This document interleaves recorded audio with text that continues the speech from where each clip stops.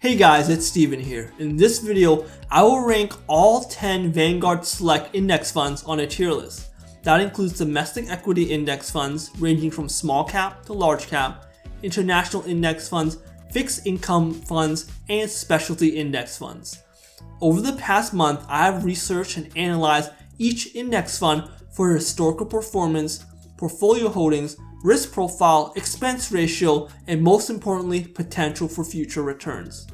Many of these index funds are part of my own index fund portfolio that I use to achieve financial independence. This tier list is my personal opinion. Feel free to leave comments down below where you think a certain Vanguard index fund belongs on the tier list. The tier list can be a great guide for long-term investors interested in Vanguard index funds. Before we get started, one important distinction for this Vanguard index fund tier list to keep in mind is that this tier list is for long-term investors. Investors with at least a 10-year time horizon or looking to buy and hold for life for long-term wealth. Let's jump right into it. What is the index fund tier list? As we go through the index funds today, the S tier funds are the best of the best. These are the greater standalone funds that will produce excellent results for long-term investors. If you are starting an index fund portfolio, these are the funds that you would choose first. A tier funds are very similar to S tier funds, but they may be lacking one component or another when compared with S tier funds. It could be higher volatility with the funds you select, or you might be less diversified depending on what you choose. However, if you're making an index fund portfolio or choosing multiple funds, then A tier funds are definitely worth considering. B tier funds are not going to produce as great of a long-term performance as S or A tier funds, but they can be utilized in specific circumstances. Whether you're looking for something in particular, if it's less volatility, or just want to have safer returns, potentially then you can consider some of the B tier funds. C tier funds produce notably significantly less returns than any of the other funds in a higher tier.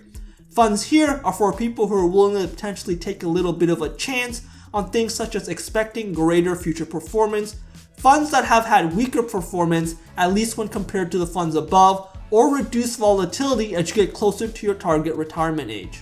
D tier funds are funds that are not worth considering if you're picking your first few funds for your index fund portfolio. There are much better choices than these, as this tier severely underperforms when it comes to producing long-term results.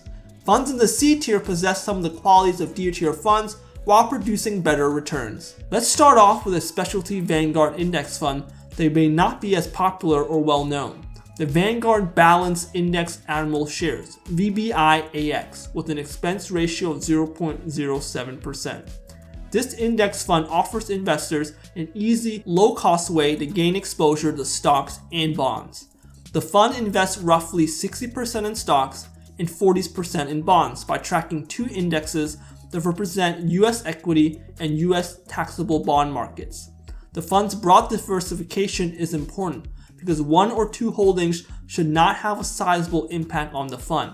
This fund holds over 3,600 stocks and over 8,700 bonds. When we look at the returns, since its inception in 2000, it has generated over 7% returns per year and over 12% in the past 5 years. Investors who have a long time horizon but do not want the volatility that some of the other index funds show can consider this fund.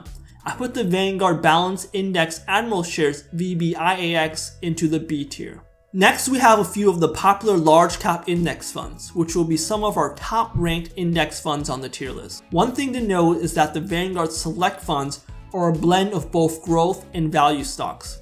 I personally prefer a blend instead of specifically value or growth stocks because you get exposure to both types of companies. However, you can purchase index funds that are targeted. Growth stocks are companies which are considered to have a good chance for considerable expansion in the future, either because they have a product or line of products that are expected to sell well, or because they appear to run better than many of their competitors and are predicted to gain an edge over them in the future. Value stocks are usually larger, more well-established companies that are trading below the price that analysts feel the stock is worth, depending upon the financial ratio or benchmark that is being compared to. Value stocks also tend to outperform during bear markets and economic recessions, while growth stocks tend to excel during bull markets or periods of economic expansion. Back to our large cap index funds. We have the Vanguard 500 Index Fund Admiral Shares, VFIAX, with an expense ratio of 0.04%, which is also available as Vanguard S&P 500 ETF, VOO, with an expense ratio of 0.03%. The investment style is categorized as large cap blend, which includes both growth and value stocks. The investment seeks to track the total return of the S&P 500 index. An index fund that tracks the S&P 500 is an absolute staple in any index fund portfolio. When we look at the returns, since its inception in 2000, it's generated over 7% returns per year and over 17% in the past 5 years. While past performance does not guarantee future results, the historic return is above average, which is fantastic, and historic risk is low because you're investing in big name companies. So there will be fluctuation year to year, but it is an upward trend over time. Vanguard classifies this fund as a moderate to aggressive holding, ideal for long-term investors. Top 10 holdings include companies such as Apple, Microsoft, Amazon, Facebook, Google, Tesla, Berkshire Hathaway, JP Morgan Chase, Johnson & Johnson, and Nvidia. All large, stable companies.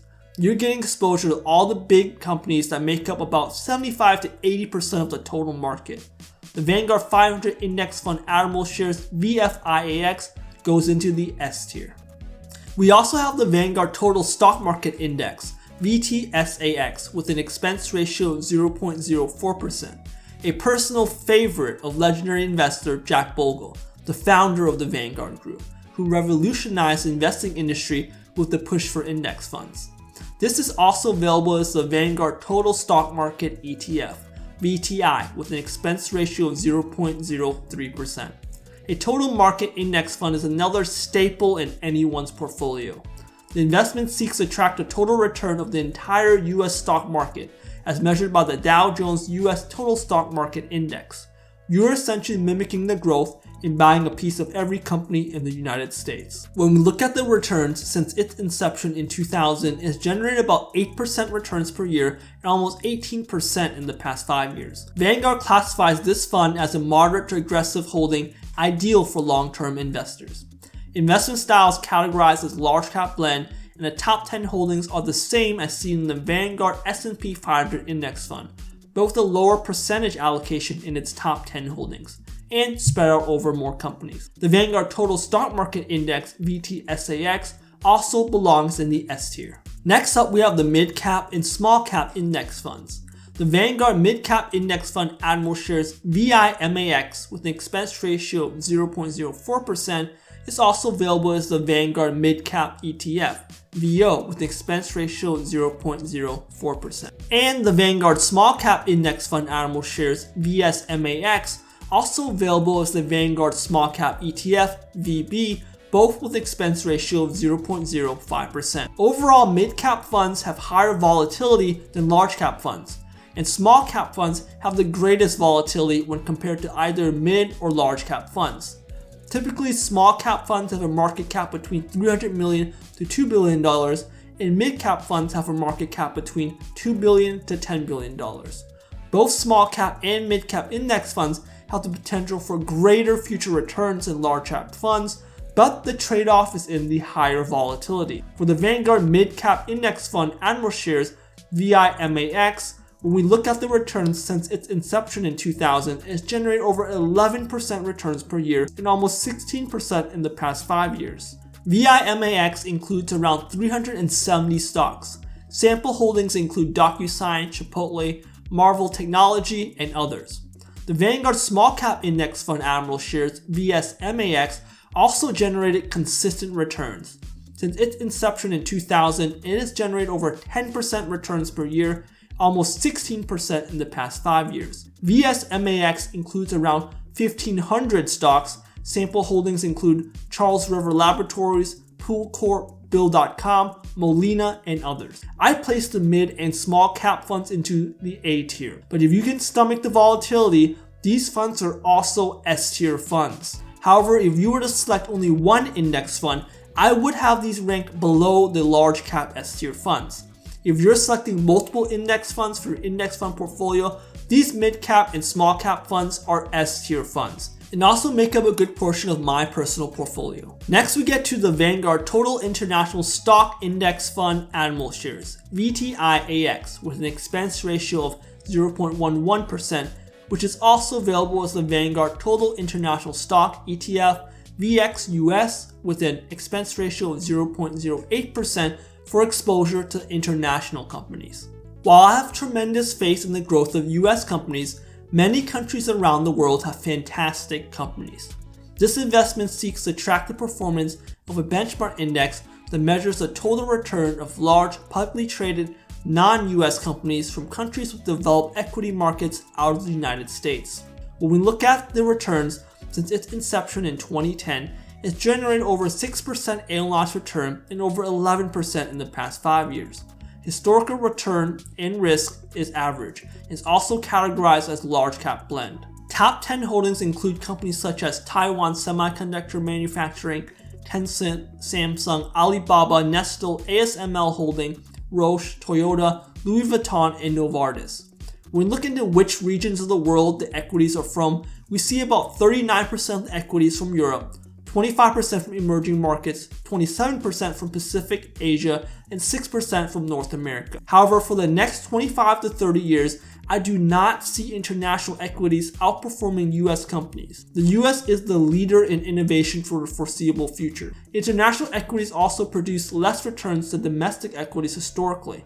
So that's why I placed the Vanguard Total International Stock Index Animal Shares VTIAX into the B tier. There is also the Vanguard Emerging Markets Stock Index Fund Animal Shares, VEMAX, with an expense ratio of 0.14%, which is also available as the Vanguard FTSE Emerging Markets ETF, VWO, with an expense ratio of 0.10%. This fund offers investors a low-cost way to gain equity exposure to emerging markets. The fund invests in stocks of companies located in emerging markets around the world, such as Brazil, Russia, India, Taiwan, and China. Stocks of companies in emerging markets tend to be more volatile than those in developed countries. I place this fund in the C tier.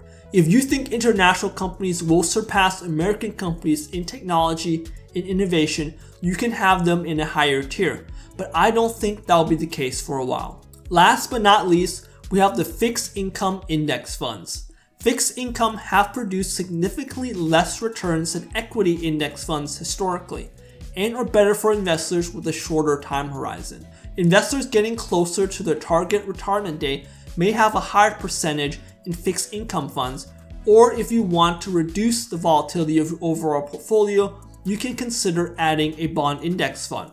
But as a standalone index fund, they will be severely lagging returns compared to equity funds. I have most of the fixed income index funds in the bottom tiers. The Vanguard Total Bond Market Index Animal Shares, VBTLX, expense ratio of 0.05% and a current distribution yield of 1.25%, which is also available as the Vanguard Total Bond Market ETF, BND, with an expense ratio of 0.035% in Tier C, as I believe it will provide slightly higher returns than the other fixed income funds. When we look at the returns since its inception in 2001, it has generated over 4% returns per year and around 3% in the past 5 years. The fund holds over 10,000 bonds, and top issuers include US government bonds and highly graded bonds of BBB up to AAA bonds and others. I also placed the Vanguard Total International Bond Index into Tier C, as it will provide returns very similar to our other total bond market index. The lone fund in Tier D is the Vanguard Short-Term Inflation Protected Securities Index Fund, Animal Shares, VTAPX. This fund will not provide any meaningful returns for long-term investors. While it can help reduce volatility in your index fund portfolio, if you want to reduce volatility, the Vanguard Total Bond Market Index Animal Shares, VBTLX, is a much better choice that will help reduce the volatility and generate greater returns. Let's take a look at the Vanguard Index Fund tier list. How do you think I did with the tier list? Hope you guys found this video helpful. This tier list is a great starting point for long-term investors interested in Vanguard index funds. There is such a wide selection of great index funds. If you disagree with any of the rankings, feel a particular index fund should be ranked higher or lower, feel free to leave any comments down below. This tier list is my personal opinion after analyzing each index fund for their historical performance, portfolio holdings, risk profile, and most importantly, potential for future returns, which can be subjective. If you enjoyed this content, be sure to like the video, subscribe, and hit the notification bell for more videos delivered to you. Have a good one.